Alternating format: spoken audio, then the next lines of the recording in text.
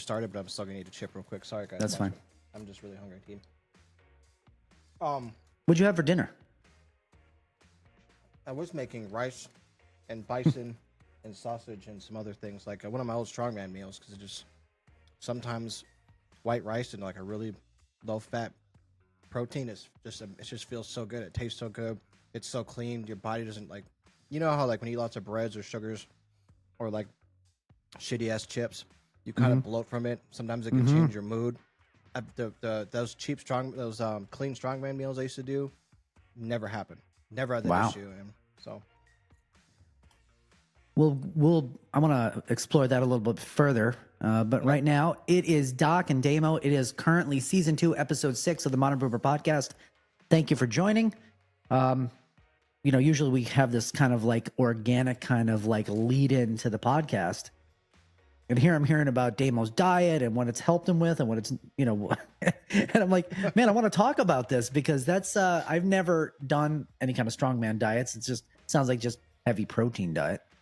But you feel it affects your mood? Absolutely. I'm actually in the process. This is my last vape, and I'm going to be held accountable because I'm on the podcast now. This one's basically dead, but this is my last one. And when this one's done, that's it. Okay. Cut it out because I realize that out of all the substances I've ever consumed in my life, which can be quite a long list, nicotine is it's a demon. It's a sneaky demon that you don't realize is causing you as much trouble as it is.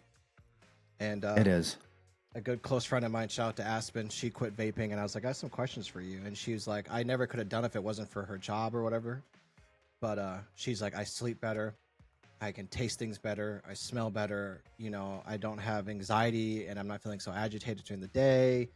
And I'm like, just because of vaping? And she's like, it's hard to think because how does kiwi apple, sound dangerous to you? You know what I mean? Some, fruit flavored mist. But she's like, night and day difference. So, wow. Gonna give that a shot. This is going on with a diet, or this is? Yeah. So I started going back to gym. And I know I've been a bigger guy. I've always kind of been kind of a stockier or bulbous man, depends on the stuff. But one of the things that I've never been able to do is be super skinny. No matter if I run or if I did calisthenics, I've been over 200 pounds since I was a freshman, end of my freshman year in high school. I just can't get there. Even after the Army basic training, which for the vet guys who are watching know that they starve you a bit. Well, they don't starve you, but you're working hard and you're not, your calorie intake is pretty tight. And most guys come out of the basic training thin. And I came out at like 197 or something, 200 pounds on the dot. And I had no body fat on me. 6'1". Okay. But I know you had to measure the neck too. You had to measure the neck and some bone structure, but because I have a 48-inch chest, without any like major muscle on it or anything like that. So I've always got I got a thick frame, take after my dad. Anyway, so going back to the gym, I want to do strongman again, except I'm not going to do strongman like I was trying there for a while where I was trying to do amateur. So I've kind of cut it in half. But strongman diet, you have to consume a lot of food. When I was doing it at the amateur level, when I was doing it at the amateur level, I was consuming 5,500 to 6,000 calories a day. And that's a lot. That's a lot of food for the body. So when you're putting food in like that, and I hate to say it, it's true that sure, maybe in some scenarios you can outwork a bad intake if you eat McDonald's and crap food like I was eating those chips. But when you want to get in shape and you want your body to feel better, you have to eat clean fuel, and especially if you're eating 6,000 calories worth of fuel, make sure it's really clean. So lots of chicken, turkey.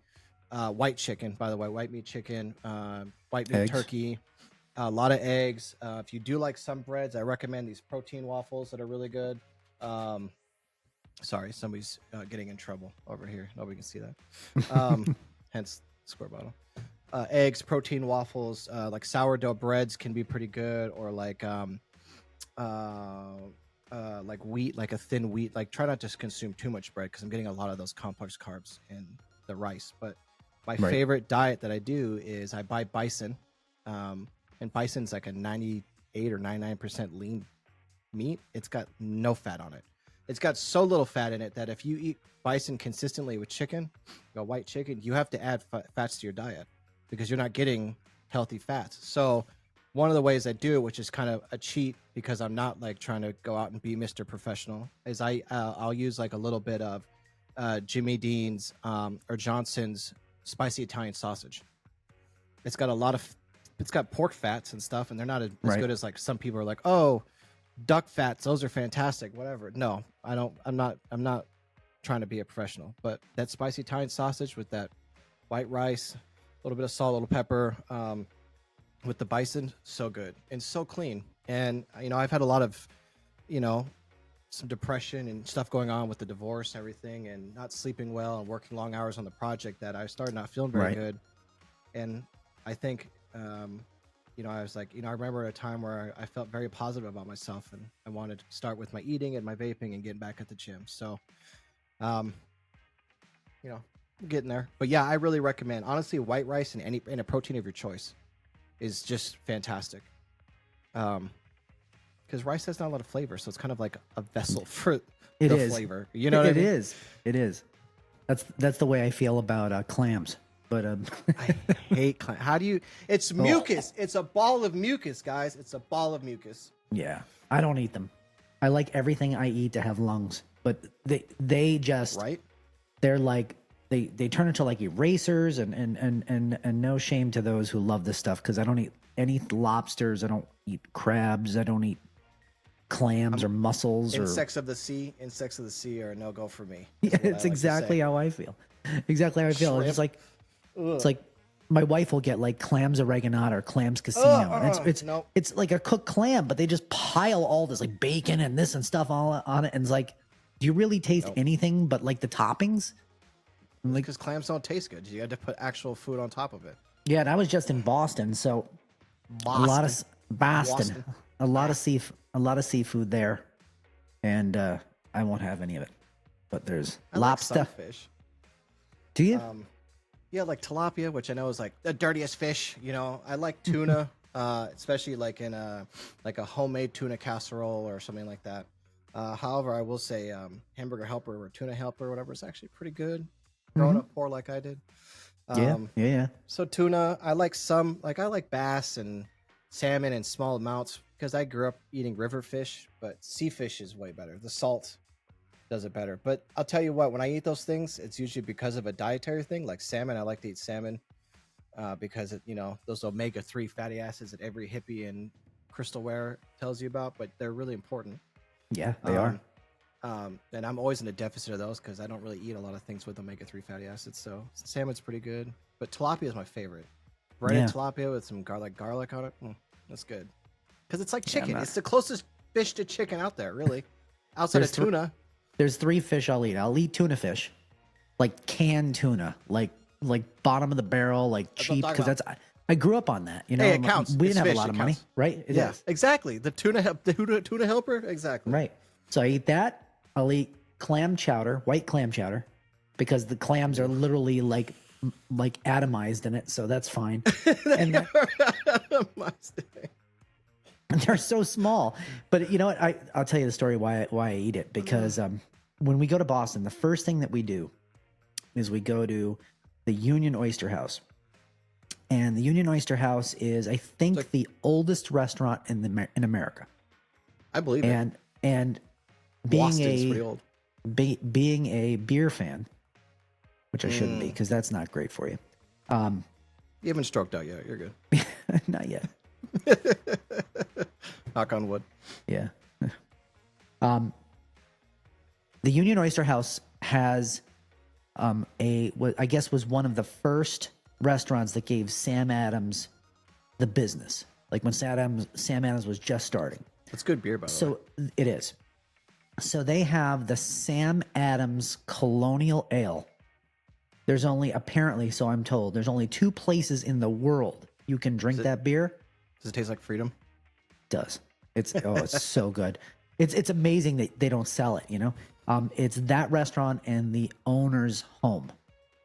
Wow. I think the only 2 places you can get it. So every time we go, it's great. Can you take me there, Doc? It's great. Yeah, well, we can go. We can go. I just went because I had some air miles that were going to expire if I didn't use them. So I just like, hey, we're going to Boston for the weekend. I have a couple But yeah, of flights that should don't let them airlines take that off you. It's like I know, but expensive. one of them's like Frontier, and I'm almost rather just give it up than take Frontier as a plane. I hate What is Frontier. Is Frontier like? Is that like Spirit or Allegiant or any of those kind of Frontier's things? like a higher class Greyhound of airlines. It's better than Spirit or like what's the one in Britain, Ryanair or whatever. Yeah, Ryanair. I mean, it's cheap. It's a cheap flight, and when I was doing a lot of traveling on my own dime for business and stuff, I don't care. I'm on the plane for a couple hours to get off. But I'll tell you Right. what, I have flown first class twice and business class twice, and I took a first class flight from here to New Orleans because the only thing I could give, and the airline gave it to me for like only $50 over my normal ticket price that I paid. Oh wow, that's And like you do that. Yeah, and if I ever to do a long trip, because that's not that long, I just got that. But if I had to fly like internationally, I will do first class every time because they are so nice to you. I woke up to like a warm meal in my tray. They got lumbar support, your own TV, your private, everything. It's so worth it. So if you're on a plane for a long time, it's worth it. But front class, like they're like first class is like the seats are a little wider, I guess. I don't know. Right. But Yeah, I don't mind those kind of things for short flights. I mean, from my home to from Newark to Boston, it's a 50-minute flight. 50. up and down. I'd Frontier that all day. Yeah, as soon as you reach altitude, they're like, all right, we're gonna start making our approach. So Take the seatbelt light off, and I'm putting the seatbelt light back on. Right.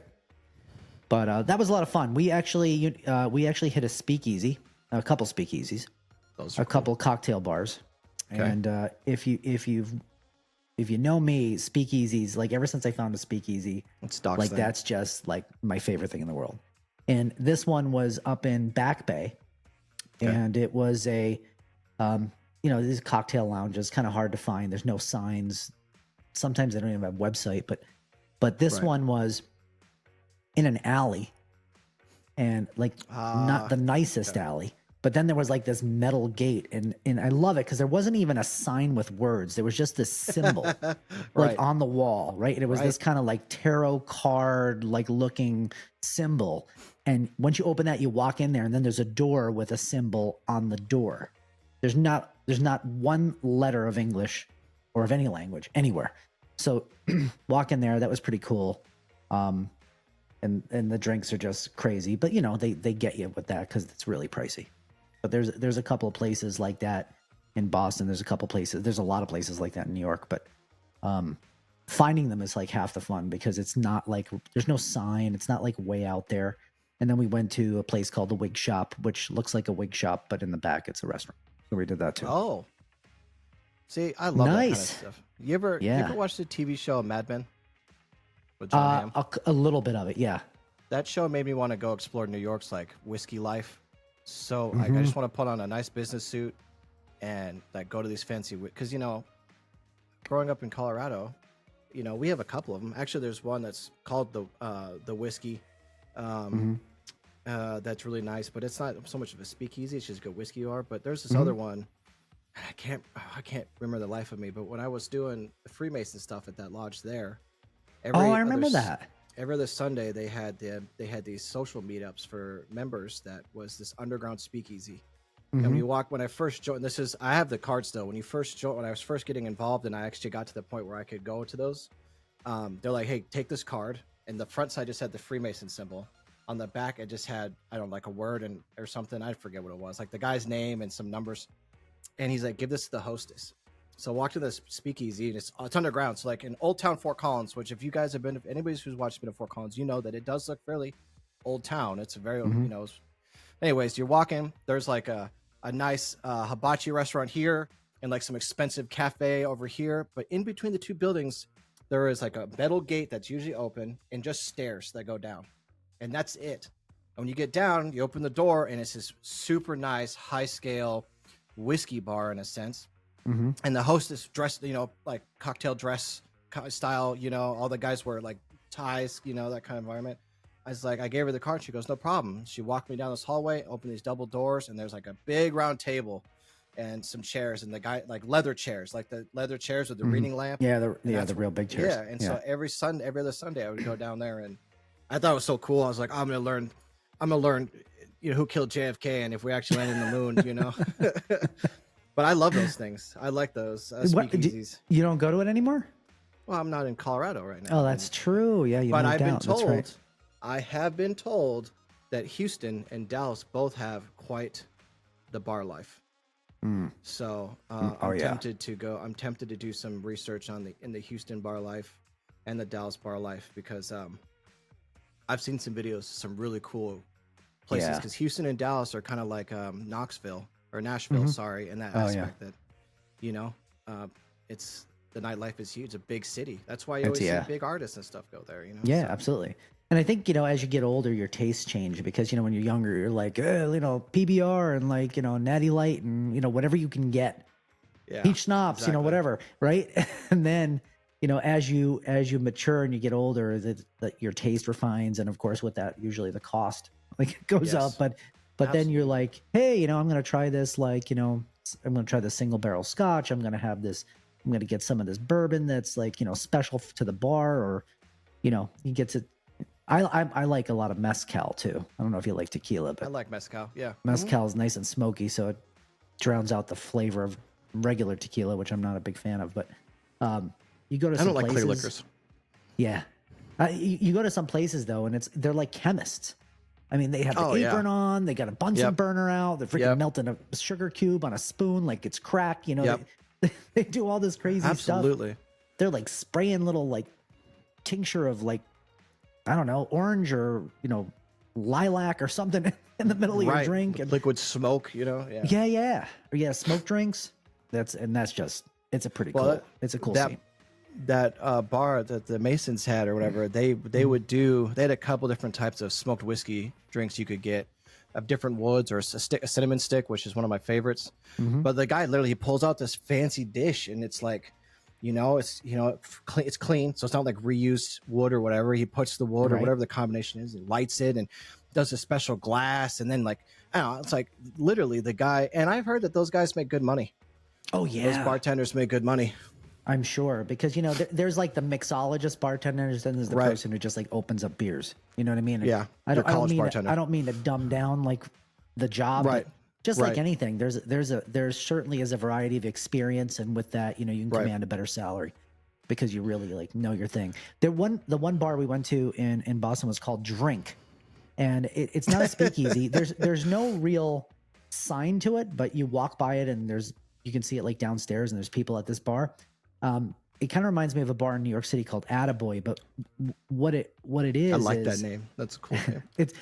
That's a speakeasy. There's just a beat up door with Attaboy with an A and a B on it, and that's it. There's nothing else. But that's cool. You go in, and there's not really a cocktail menu.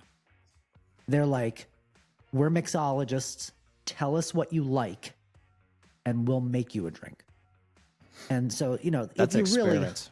Yeah, if you're really a hard ass and you're like, no, I want a Manhattan and I want it with rye and I want, not too much sweet vermouth or whatever. But these guys, you just let them go and they'll hey, I like rye. So I like rye. I like smoky stuff. I don't like a lot of sweetness in it. And I just he just goes and he comes back with this thing, and it's fantastic. And it doesn't even have a name because it just made it there. He made it for you. He's like, oh yeah, I've got this rhubarb extract, and I put that in there, and I'm like, I've never had a drink with rhubarb in it, but it's just really, really cool mixologists who know their shit. They come up with some crazy flavors too that you wouldn't even expect that are good.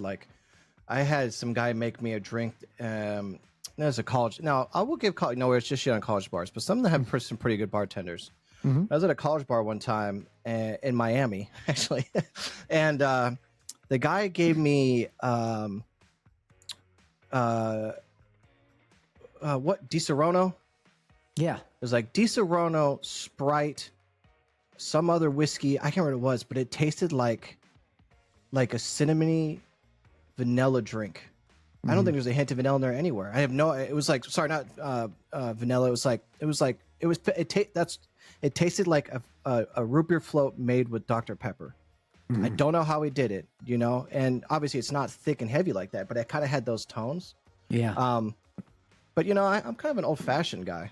I really just love a good classic old-fashioned. But Me some too. places absolutely murder them in the most horrendous ways. I know. I don't like some of them on old fashions. They'll put seltzer in it, and I'm not sure why. And I think that just dilutes it. Believe it or not, it's something so stupid. But I hate when people put like the bright red cherry in it, like the maraschino cherry, instead of those Bing cocktail cherries, those dark cherries. They put these like, you know, with the kind you get on the top of a sundae, you know, that kind of thing. And I don't know, it just ruins it for me. I'm like, I don't. You can tell when people. So like, I took the lady to a rest. We had a reservation for this steakhouse in the Woodlands. The Woodlands is kind of an upper class area, close to where I'm at, and we went there or whatever. And I had an old fashioned there, and it was great. I loved it. But then we decided to go to this other little restaurant that she wanted to show me to, and it's kind of like it's like a 2-story. Like a top is a bar, but the bottom is like a restaurant. Kind of like I don't know. It's not like it's like a bar food, but a little more food than that. It's like an Irish pub kind of restaurant. right. I got old fashioned there, and I made this face, and she's like, you know, why don't you, you know, what you don't like about it? I'm like, you can tell a real good old fashioned from a crappy old fashioned. They may look alike, they may have the same stuff, but I was like, this one's got way too much bitters, and it's more syrup than it is like bourbon or whiskey, and it just, you know, sweet. And I had her taste it, and she's like, "Oh, it still burns. It still's got." And I was like, "I promise you, this tastes like syrup. The other one tasted like whiskey. It's different, you know." It's It's funny. There's only like 3 ingredients in an old fashioned, right? There's like simple syrup, bitters, and bourbon, right? Or rye if you want it that way. But I mean, but the point is like, you're right. Like just those 3 in different quantities can like just set the drink Make or off, break. and it's just bad. Not to mention if you use like a cheap bourbon or something, or a plastic bottle bourbon or something like that, it might not be as good. But yeah. Speaking of the New York bar scene, you know, I'm gonna go out with Joe when he's here. Why don't you come out? Okay, done. When you guys going? I think it's like I have to look. Joe's coming out. He messaged me. He said he was coming out here with his lady, and they were going for a trip. And I took the days off. I'm thinking. Is it? I think it's the first. It might be the first weekend in December. So like less than a month. Okay. Also looking at you're flights. welcome to come out. We'll do some rooftop. Are you stuff. guys staying in New York, or are you just driving up there? No, we'll stay overnight because, you know, we'll go out and we'll go to a couple clubs. Not when I say clubs, I'm not clubs, but I'm talking about talking about like a little more higher class, a little dressier, you know, cocktail lounges, that kind of thing. I got you. Okay. But yeah, I'll send you the information if you're interested. Come on out, and you know, we're gonna stay overnight. We'll get a room. Rooms aren't that expensive if you do it like early on, because especially if it's around the holiday, people aren't really. Do I need to rent a car or anything, or can I kind of just get around fairly easy? No, we can even get you around. That's not a problem. No worries, but perfect. No, yeah, I'm down for that. I'll take a look. I'm glad you. I swear you told me about that too. But I don't invite myself to anything, and I wasn't sure how serious he was. But I would love to go. Oh, it was just dinner and getting some drinks. Yeah. Yeah. Well, I've only been to New York once or twice, and both times were for business. Yeah. It's a different vibe when it's not. And it wasn't. All right, it is true. That's true. So I'd love to go and actually check stuff out, because I was always there so quick, in and out, and you know, I never got to actually experience the city. Right. So I would love to do that, and it's good. It'd be a nice way to get the C-suite guys together. Absolutely. No, that's what I was thinking. Hopefully, I'm sure he's fine with it. I didn't. Right. You know, we're asking on the podcast. Joe knows you because of me. Okay, right. Because of me. Nobody else. Me. No, Speaking of New York City, the day before, wanted to bring that up real quick because that's supposed to be kind of in New York City. What are you afraid of? Oh, it's not. We talked about this game before. It's anger. It's frustration. Frustration. Yeah. I mean, they literally, companies like that and the stuff that's going on with that game alone are the reason why we're on the venture that we are right now. Why I'm up to 4 a.m. working on our projects, really, if you think about it. because I'm so tired of that community. I'm so tired of not the community. I'm so tired of that corporate environment, you know. And I don't think they're any better. The trailer looks great. It does. The house design looks fantastic. The gameplay looks fantastic. It's like a Division meets DayZ, MMO. you know, MMO. It's kind of an MMO, but like, you know, I guess because Division's considered an MMO too, in a sense, you know. Sure. And so I love that. I was a huge Division guy. You know me a lot. We should play that, by the way, sometime. Yeah, no, we should.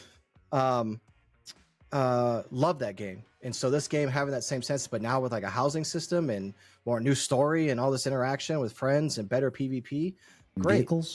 Vehicles that's like a lifted command, which I'll never drive one of those, and even in real life. So I'll find a truck or something. But right. I kid. No, I just don't trust them. I mean, the trailer right away, one of the first scenes that they show is in the hospital. And I know it's supposed to be taking place after Memorial Hospital in New York, I think. But it's literally like almost a 1-to-1 rip of the hospital from the Division. Is it really?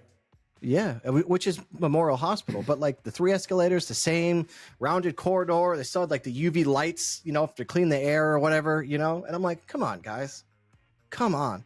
So, and a lot of the stuff they're offering is as we're learning now on our own, you know, adventure that we're on, is that it's a lot of mechanics to offer to something, right? But I know me, I'll buy it anyways and hate it and not return it and let it sit in my. That's not true. I've actually been pretty good at returning games I don't like recently. Yeah, I mean, it's just weird because it just fell off.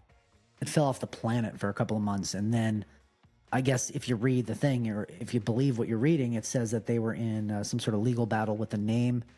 Yeah, I guess that they had to like kind of fight that out, and I guess they won their legal battle, and now they have the name. And I swear somebody proved that wrong. Somebody proved it wrong by going through the trademark documentation, because that's pretty public, you know. Yeah, it's all public record. You can find out, but well, you know, we'll find out, and I'm down to try something, you know, because I haven't really enjoyed video games since the VR stuff. So I would love to find something that's Division like that I can sink my teeth into again, or something for us to make content with. Absolutely. You know, because we kind of fell off of Diablo. Yeah, right. We still have to do that. I asked them. I emailed them today, and I'm like, "Hey, come on, let's talk about the game. Right, let's do it." We'll see if they actually respond. But there was a couple public or press related. They're Chinese, aren't they? Isn't it a Chinese company, or is it American owned now? Because I know like new owners bought them out. No, I have to look. Jamie, look that up. Yeah, Jamie. You're Jamie for right now. I am Jamie. Russian. Interesting. Russia's producing some stuff, huh?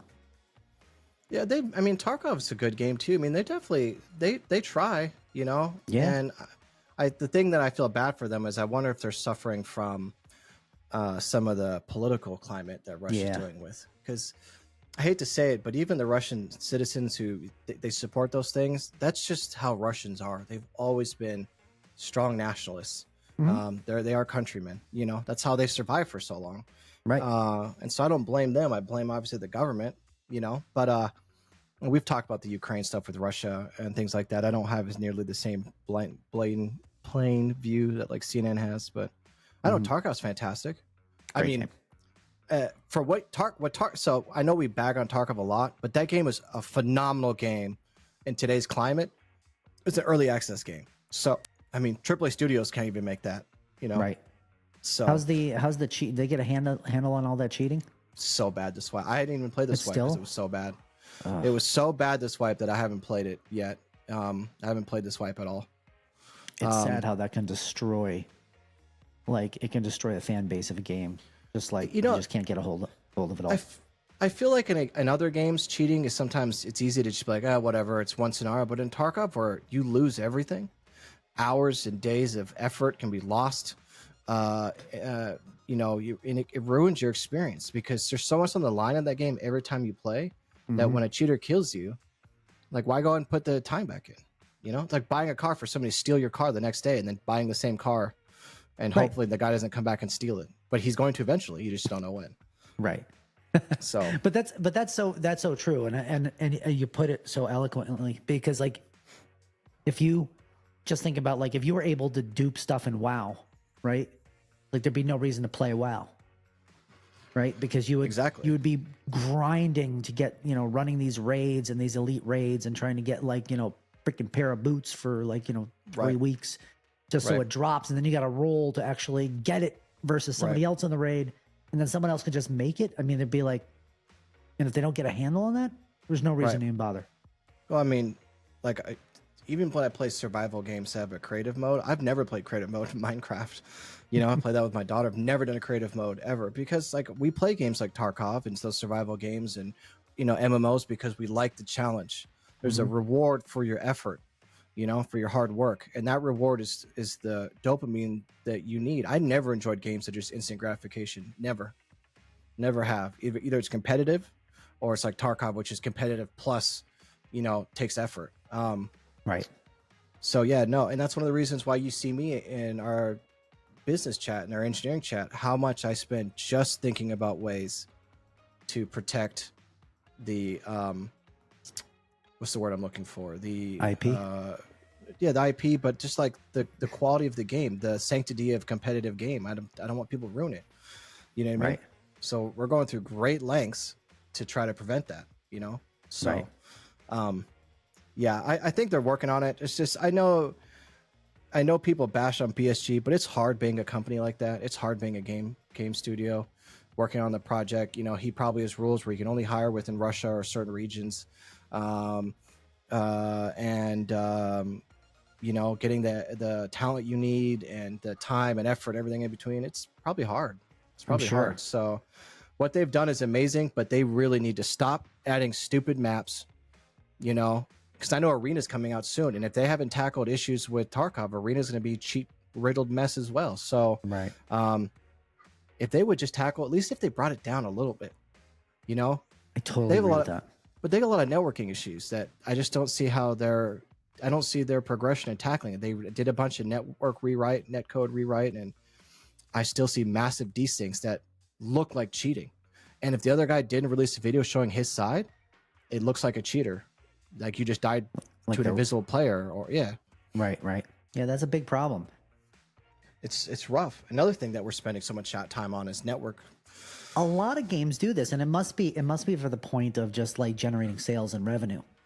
Because I don't know if people generate some.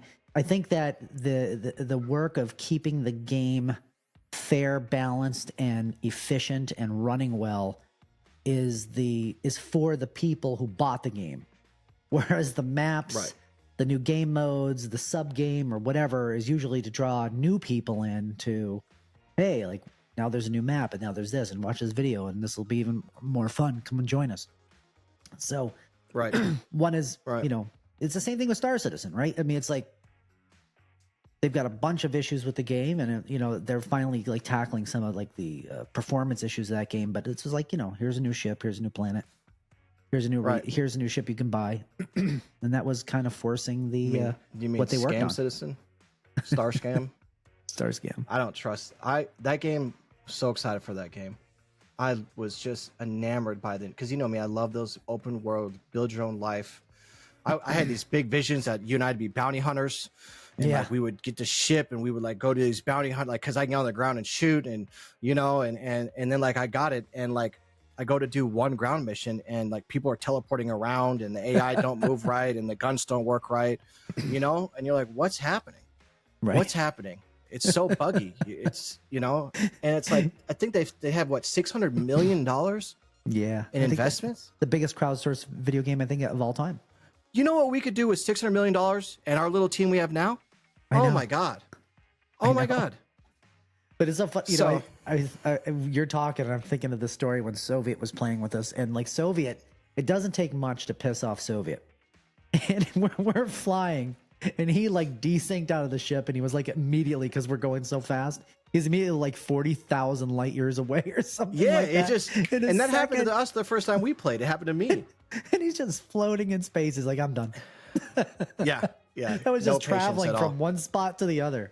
It was just, let's just go to this planet. And I think I remember warning him too, because it happened to you and me the first time. I was in your cargo hold, just chilling next to the door, and my guy was like, slip. And I was like, yoink. Where the hell am I? You know what I mean? And there's like nothing you could do. You just have to do like a kill switch because like you're in the middle of space just floating there. And that's and it. the thing, and what hurts so much is Star Citizen, not only did they get $600 million of investment, and don't hold me to that number. It could be more, it could be less. But they continue to release content that you have to buy. I know. You know what I mean? I know. I'm not seeing any performance gain. I'm not seeing any, release time, anything like that. It's just, I'm starting to think that it literally is the biggest scamware out there, and it just teeters on lawsuit, like losing a lawsuit. Right. I don't give a shit about I don't give a shit about the giant fancy market world with the same 9 guns that's been in the game since the time it came out, with armor that looks stupid. Like I'm not entertained in that. Give me like functioning game mechanics. Right. I mean, Star Citizen immediately Starfield blew Star Citizen out of the water. And that's Bethesda, and they're loaded with bugs, and that game was still a billion times better. If that game was multiplayer, Star Citizen would be lost. Absolutely. Absolutely. And somebody's going to make it multiplayer. I put good money on it. So it's making so much money and there's a push for it. They'll do something. Look up the game X4, by the way, next time you get a chance or whenever. X4 is literally Star Citizen meets EVE Online. And it's not like the graphics are fairly good, but it's definitely the different engine. But like that game can go from I'm just a guy traveling in a spaceship to I'm a dude who owns numerous space stations that manufacture goods and have a standing NPC army that will fight other NPC armies and do. You can be literally like a corporate conglomerate if you want, or you can just be the dude that flies on a little ship exploring. And it's this cool. I found this game was cheap, and I just don't know how it didn't get any love. I have no idea. Are the reviews negative? No, it has phenomenal. When I was looking up the reviews, everybody I watched, there's a couple people, but 90% of the reviews were people going like, "How is this game not popular?" It's got a steep learning curve, but so does Star Citizen. So does every free open space game. EVE Online took me like 7-8 months to even get to a point where like I could tell that I kind of knew what was going on. And years later, there's still things I never even saw in that game. You ever see those huge battles that like slow down their servers? I was in one. And people lose like ships that are worth how much money? Like thousands of dollars? So the biggest one noted was the Battle of BTAC.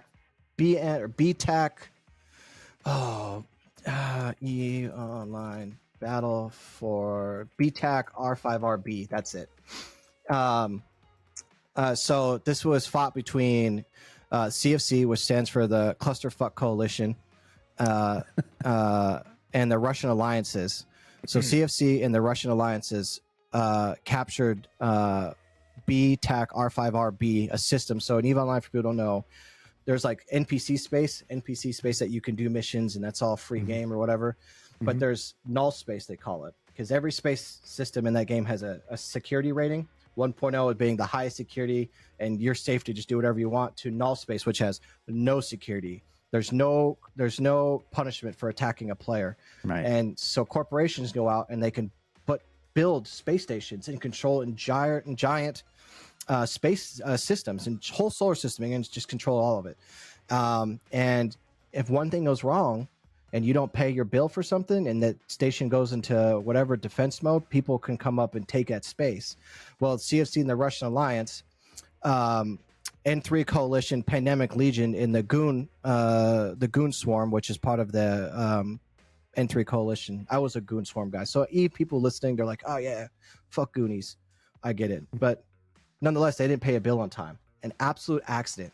And because that game was like real war, the Russian and CFC coalition or whatever, they saw that and they immediately went to take it. And that battle went on so long that it was like $300,000 in real life money was lost in that battle in the span of like 24 hours or something. That's crazy. That is crazy. So the CFC and the Russian alliance had 3,674 capital ships, 143 Titans, which, by the way, for people who don't know EVE Online, Titans take almost a whole year, just real life time, just to train to get in it. And there's not many out there. I don't know now, but but they were hard to get. They're very rare. And once your pilot in that game goes into a Titan, you can never fly another ship for the most part. You're stuck to that ship forever. So 3,670 capital ships, 143 Titans, 273 super carriers, 817 dreadnoughts, and 233 carriers versus N3 Coalition, the Pandemic Legion, which was defending for the record. They had 1,616 capital ships, 72 Titans, 172 super carriers, 355 dreadnoughts, and 414 carriers. And then about 1,000 or so, a couple thousand sub-capital ships on both sides. And the casualties were, for the Russian side, was 16 Titans, 2 super carriers, 106 dreadnoughts, 5,000 carriers, and 1,900 sub-capital ships, so frigates. And the defending side lost 59 Titans, 12 super carriers, 259 dreadnoughts, and 112 carriers, and 1,250 sub-capital ships. For the total, so 7,500 participants fought in that war, and the damages amount approximate to about $300,000 to $303,000 US. Wow. Yeah. It's the largest player versus player battle in gaming history. It was a 21-hour long conflict. You should have just fucking paid the bill. Yeah. Oh, yeah. There was a huge drama surge after that.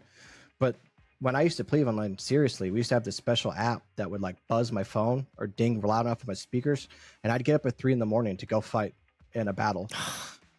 It was ridiculous. Last thing I need. It's the last thing I need in my life. I was so addicted to that game for a hot minute, and then one day I was like, "What am I doing this for?" I never played it again after that. I don't know why. Well, they changed the game a lot too, but yeah, that was like WoW for me. I used to go over to my family's house and bring my PC with me. My lady's a WoW addict too. My lady's a WoW addict. Yeah, I'm glad I got out. I had to get out. It hurt. It was literally like a drug. It was like I couldn't believe I was out, and it was like I want to go back. But the further you get away from it, the easier it was to be out.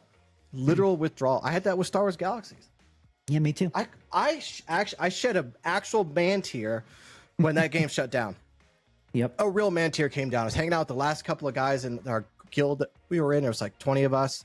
We're sitting around this like campfire thing and, you know, playing music and shooting fireworks up in the air, and they said servers disconnected. And like people were crying. People were just, because you build such a community in those things, you know? You do. But also because that was your life. That's what you love. That's what you did. Way too many hours. Way too many hours. 11 years I played that game or something ridiculous. Me and my buddy used to be an armor smith, and we used to like dually control the character. And like I would go out on the speeder bike, and I'd be taking like soil samples and finding which minerals. In Star Wars Galaxies? Yeah, which minerals had the best, like, because you could mine. The cool thing about Galaxies, and I think we've talked about Galaxies before, but the cool thing about Galaxies was that it wasn't about like was the best. It was complex. Nothing challenges it. Nothing compares against it. But it wasn't about like killing the biggest boss to get the best weapon. It was finding the best materials. So you could have like the same gun, but if your gun is made of better materials, the DPS on the gun will be better. And all the components of, exactly. And occasionally the recipes could call for like a crate pearl or something. Chemogilla scale for wrist. Right. Something that would be that you would have to kill something for, that would be hard, that would like just even add more stats to it. Galaxies at that time didn't have bosses. They just had elite mobs that you had to take on. Right? That game was a true sandbox game. And like the amount of time I spent in that fucking place. It's my initials. Yep. DWB is my initials. try that.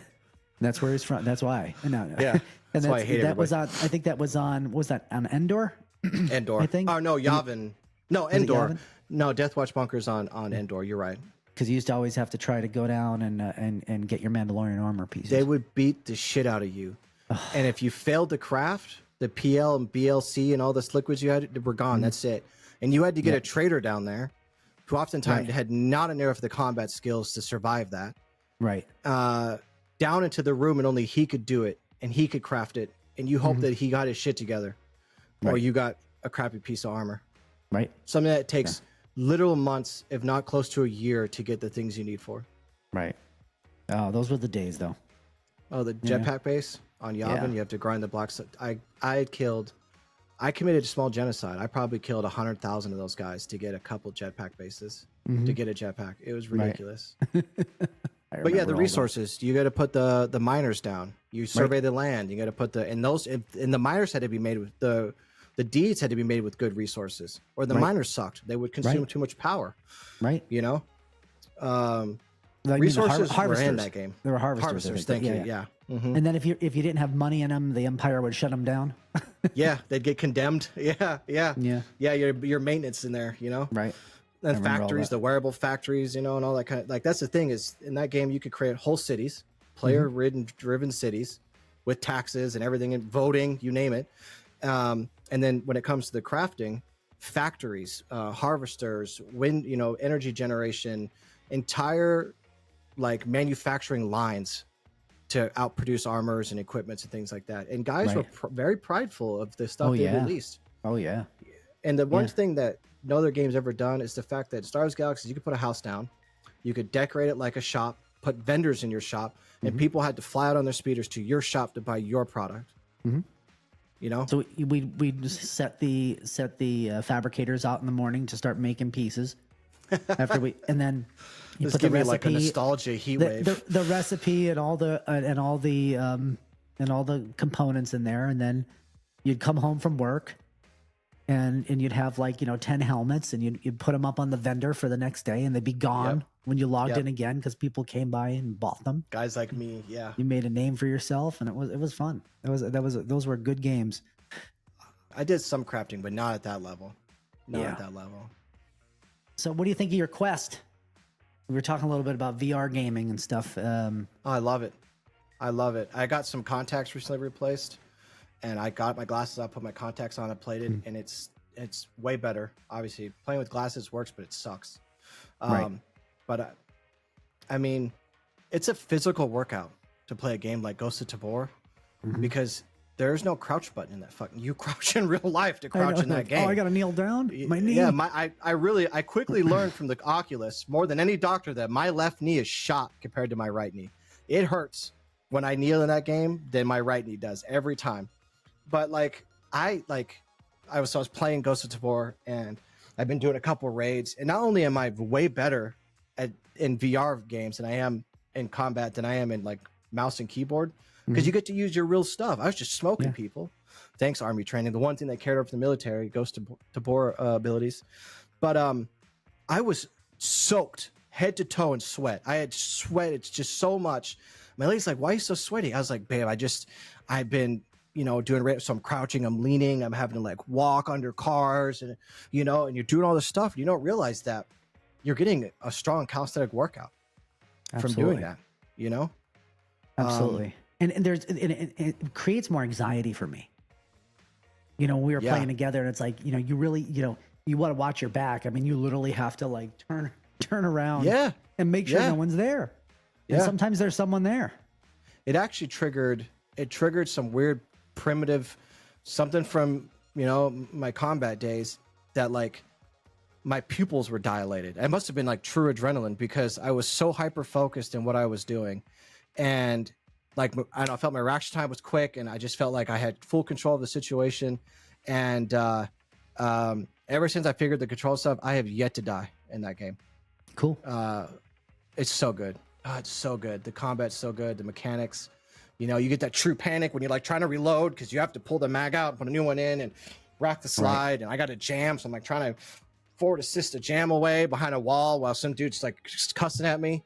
You know, it's fantastic. But then on the flip side, you got VR chat where like somebody took me to a nightclub with 100 people and a live DJ. It's an experience. It's a crazy experience. VR is, I know it's still a growing market, but it's untapped. Yeah. If you put a game like Star Citizen with full VR controls, I would never see the light of day. I know. Not Star Citizen or Starfield or whatever. Yeah, you know? I mean, some immersive space game. I mean, Elite Dangerous is a little bit like that, but I mean, you can't. Which is nuts too. That blew my mind. Yeah. Like that feels trying real. To joystick around. You feel like a fighter pilot, like looking for the guy behind you. You know. Yep. DCS, by the way, I recommend you try DCS, the flight sim game, the combat simulation. I'm like F-16 of the day. You know, looking around this F-16 cockpit is giving me like anxiety sweats. Right. I just think computers have just got to the point now. Computers recently got to the point where they can do the double 4K lenses or, you know, monitors to generate those images. And now we're going to start seeing games of good quality because Skyrim VR is worth it too. I recommend trying that. Yeah, no, I heard a lot of good things about Skyrim VR, but I was having a problem with mine. I actually have to. I'm going to return it because You haven't done that? I started playing Ghost of Tabor tonight. I could try it, but I don't know if it'll work. I hard resetted my headset. Then I said, you know what? I'm going to take the computer out of this. I did a Thunderbolt cable to take the wire out of the equation. Then I went on my gaming laptop, which is no slouch because it's got a RTX 4800 video card. Right. It's a laptop, but it should be able to run VR. Same thing there. It just does not see the headset when it's plugged in. No matter what I do, it just nope. Hey, I just read this something 20 days ago. I got it working by enabling the public test channel under the beta tab of the PC app. Well, hello, Miss Luna. I'll give it a try. But yeah, worth it. And yeah, I think ADS at some point we need to deliver a nice VR title. It's worth it. But cool. I think when it gets good, I'm going to an Index. I want the feet controllers and stuff now. Now that I know I love the Oculus, I want the full shebang. So yeah. But yeah, guys, it's worth it. Definitely. It's worth it. Definitely. But no, we're getting pretty close to our time limit here for this. We are. No, we've just been busy, guys. You know, Doc and I are currently in a business adventure. And just, you know, that's taken a lot of time and effort, and when we do have some free time, it's hard to want to do more work, you know. Right. So we'll try to play some games. But anyways, guys, I think we're gonna wrap it up here for this one. We are getting back in the podcast momentum a little more. I've noticed a little less time in between each one. And next time we do one, Doc, I want to talk to you about analog horror and some things I recently discovered content-wise that have been really fun to watch. So cool. We have some new topics coming up, especially with some Apple things and stuff like that. So we didn't even touch upon that, but that's okay. No, today was a good just hanging out day for everybody. So sure. Well, guys, I'm gonna clock us out so we can go to work on other things, and Doc can get some rest after his flight. And we'll see you guys next time. Have a good one, guys.